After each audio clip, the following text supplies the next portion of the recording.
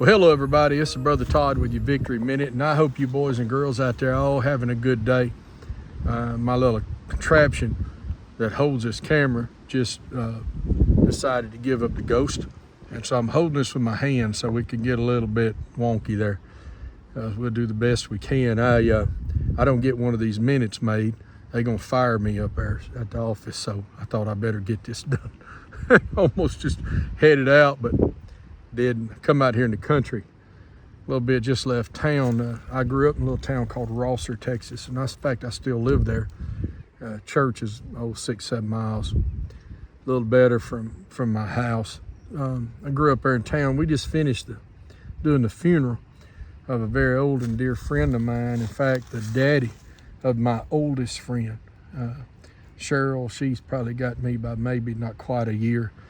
And we grew up kids together, and our families were really close. My daddy and her daddy, his name's Charles, we called him Tootie.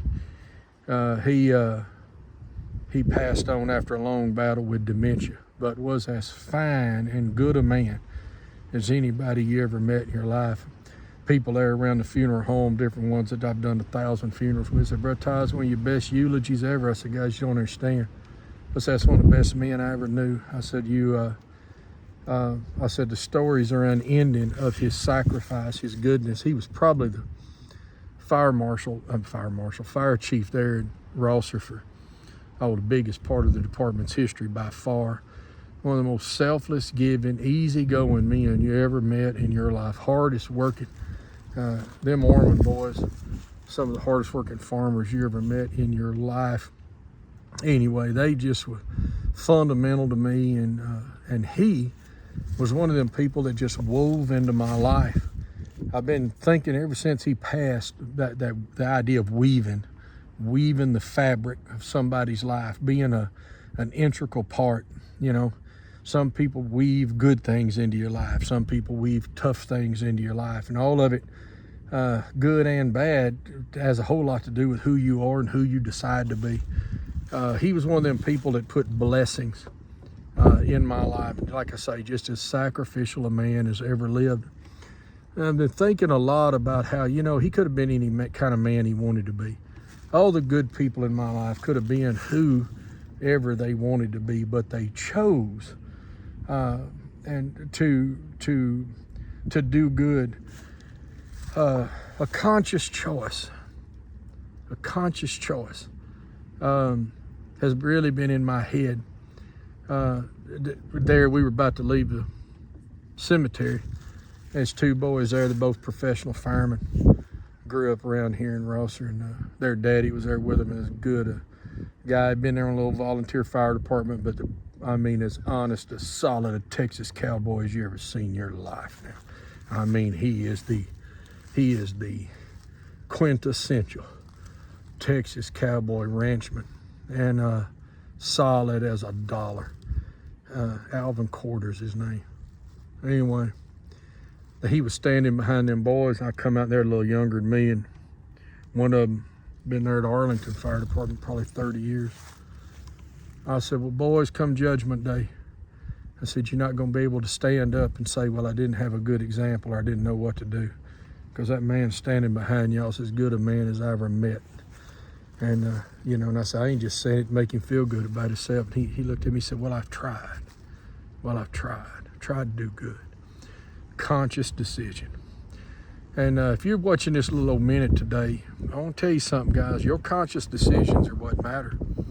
The conscious decision you're going to be about what kind of Christian you're going to be, what kind of man or woman you're going to be, what kind of parent you're going to be, what kind of young person you're going to be, is choice.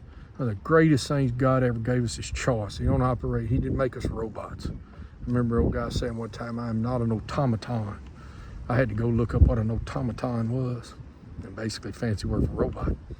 And he said, we get to operate in choice, one of the greatest blessings we have, and we have to recognize it's our choice. Can't blame folks for everything going on. I'm a real big believer, and y'all need to quit running around blaming the devil for everything. Quit blaming the spirit of this and the spirit of that. It's all a bunch of nonsense, guys. You're gonna have to take your own choice. I ain't saying no evil one ain't running around being bad. I mean, but come on, guys, we all know the devil's bad, right? I mean, that's not taking the world by surprise or by storm. The temptation will be there, but there's a choice.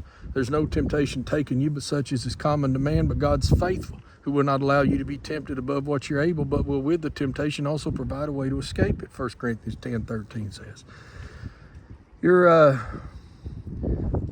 got to make that conscious choice. I thought about old Tootie. I thought all the things he could have been doing, but he's making those conscious choices, doing right things.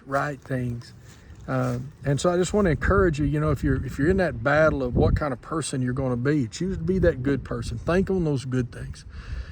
Conscious choice and timely action. You got to recognize the time you're in. Tootie never missed an opportunity to be a help and a blessing. And anytime we were laughing about every time it ice and snow, usually around here you get that about once every 2 years. I was a kid. And man, he was the first one out. He recognized the moment. Lord help, he put out more fires. I told him today, I said, he's got to have set the record for single-handedly putting out more fires than anybody else.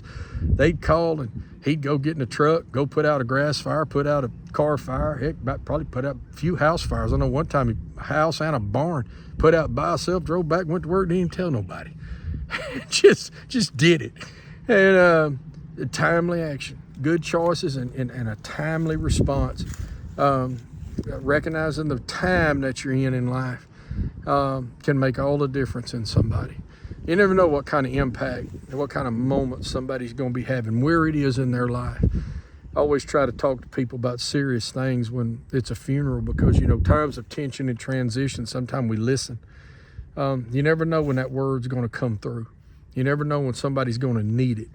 You never know when the good thing you do for somebody is going to be a pivotal thing in their life, especially if you're doing it in the lives of young people.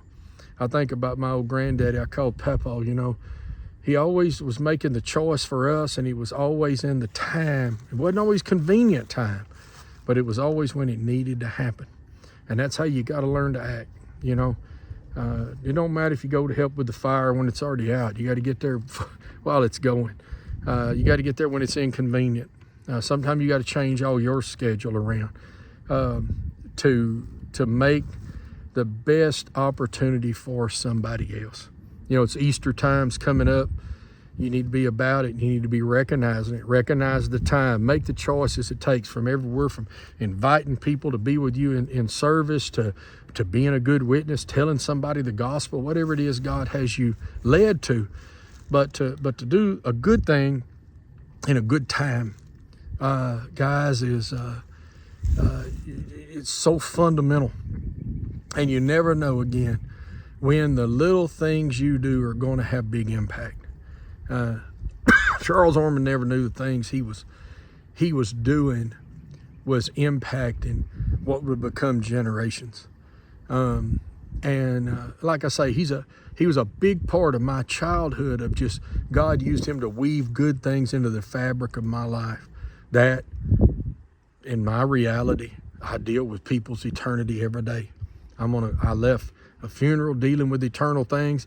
Right now I'm in the middle, and tonight I'll be leading a prayer meeting about eternal things. So you never know how big an impact you can have in somebody's life. And we've been sitting around laughing about how old we all are now. And I'm looking in this camera and my beard is gray. And I was aggravating one of my friends how none of his hair fell out and how good he looks, and asking if he had hair plugs and all this kind of nonsense. And it's just like you blink your eyes and you miss, and the time's over. You blink your eyes, the next generation's mine. You blink your eyes and it's you. What are you going to do with the choices you got to make in the time that you have? I pray you don't miss it. I pray you do something with it. And again, I hope you do really something good this Easter season. Just if you get an opportunity to be a blessing, be one. You get an opportunity to do the right thing, do it. If the chances to do it now or later, do it now. Seize the moment, seize the time, make good choices. See if you don't end up living a life of blessing.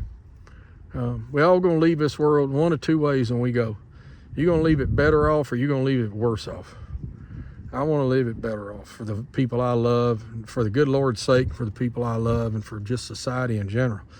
And you got to make those, but it's a choice. So make that good choice. Wherever God's got you led up to right now, jump into it. Get sure of God's word and get to acting on it now.